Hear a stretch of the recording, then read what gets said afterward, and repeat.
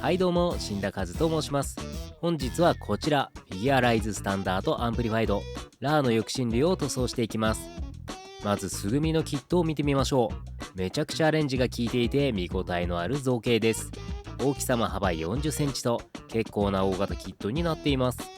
グロスインジェクションで表現された金色も非常にいい感じです。しかし塗装する前提で見ると、ほぼ全ての部位に合わせ目が出ているのがきついところです。後はめ加工が必要な場所も多く、結構めんどくさい雰囲気が漂っています。今回はこちらをキャンディ塗装でギラギラに仕上げていきます。まずは軽くブラックで塗装します。グロスインジェクションのせいで引けが見えづらかったので、事前に薄くブラックを塗って引けが見やすい表面を作っていきます。後はめ加工が不要な部分の合わせ目を処理します。流し込み接着剤を塗布して接着していきましょう。カメラを見ながらだったので手が震えてますね。こんな感じでもしっかり接着できます。あとは両側からしっかりと押さえてあげれば OK。 十数分置いてからヤスリがけをして整えれば作業完了です。翼の根元パーツの後はめ加工をしていきます。まずは小さい翼と根元との接続に使うジョイントを切断し、後から差し込めるようにします。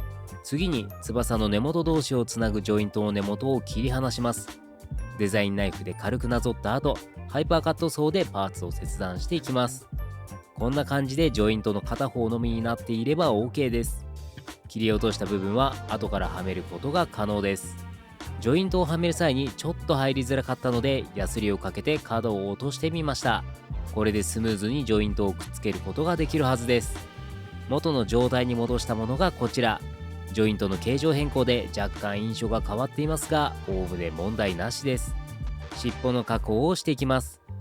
まずはパーツをつないでいるジョイントを切断します。あとはこんな感じで塗装後に接着してあげれば OK です。腕の加工をしていきます。上腕部についてはついているピンを切断します。この時に切断したピンは再度接着して使用する予定です。こんな感じで差し込めれば加工完了です。最後は翼の加工をしていきます。翼膜を固定する骨にあたる部分は箱型になっているジョイントの先端を切断。サイドの出っ張りはニッパーで切ってしまいます。翼層の部分も大きなジョイントを根元から切断してしまいます。翼膜の部分はジョイントをカットしていきます。翼の上部の方を気持ち短めにすると後々組み立てやすいです。翼にある肉抜きを処理します。まずは細かく切った細いプラ棒を肉抜きに詰めていきます。次に瞬間接着剤とベビーパウダーを混ぜたものをパテのようにして盛り付けていきましょう。はみ出た部分をヤスリで整えてあげれば完成です。こんな感じで肉抜きがきれいに埋まりました。瞬間接着剤を使うことでパテを使うよりも簡単に素早く肉抜きを処理できます。後はめ加工の処理をしている途中に引けを見つけました。全体をチェックしましたが、目立ちそうな引けはこの翼の部分だけでした。これだけだったら引けを見つけるための塗装は必要なかったかもしれません。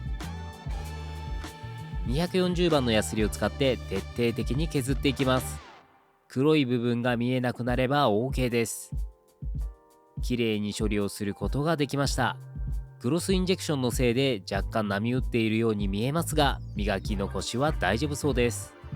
最後に脚部の後はめ加工なのですが、諦めました。塗装した部分をマスキングして組み立て、その後に組み立てたパーツの合わせ目を消していくという作業を繰り返します。強引なやり方ではありますが、それぐらいしか思いつきませんでした。一通り合わせ目を処理したので塗装に入っていきます。まずは全てのパーツにいつも通り EX ブラックを塗っていきます。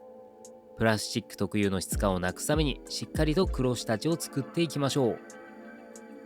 次は全身の大部分を占める金色の下地としてスターブライトシルバーを塗っていきます。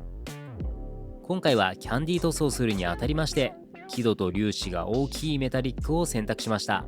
EX シルバーなどと比較するとギラつきが強く、キャンディ塗装の下地に最適です。塗り終わったものがこちらです。粒子感が強いながらもキメも細かくいい感じに塗れたんじゃないかなと思います。ボーンペイントのコンクイエロークリアとコンクレットクリアを混ぜたものを塗っていきます。黄色はそのままだと緑っぽいので、赤を若干混ぜることで金色感を強く出しています。塗り終わったものがこちらです。いかにもラーって感じの金色に塗装できたんじゃないでしょうか。翼膜の部分はスターブライトシルバーの上にコンクイエロークリアを塗っていきます。もともとは若干クリアがかった明るい黄色のパーツだったので、調色せずに明るいクリアイエローをそのまま塗装することにしました。明るいキャンディーイエローに塗装することができました。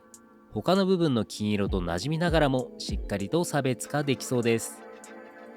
頭部の宝石のような部分はスターブライトシルバーの上にコンクブルークリアを塗っていきます。若干水色っぽいかなと思ったのですが、影になる部分なので明るめのカラーで塗装してしまいました。目の部分の塗り分けを行っていきます。まずはマスキングの上からスターブライトシルバーを塗っていきます。さらにその上からコンクレットクリアを塗ってキャンディー塗装をします。マスキングテープを剥がすとこんな感じ。しっかり塗り分けることができました。下の部分を塗っていきます。下地のブラックの上からクリスタルカラーアメジストパープルを塗っていきます。